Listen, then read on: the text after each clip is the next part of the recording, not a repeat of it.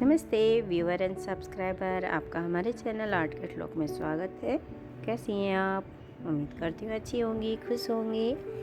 आप इस वीडियो में देख रही हैं फ्लावर के डिज़ाइंस, जो कि सिंगल फ्लावर के डिज़ाइंस हैं और आप किसी भी प्रोजेक्ट में इसको बना सकती हैं। तो आप अपने पसंद के अनुसार इसका इस्तेमाल कर सकती हैं।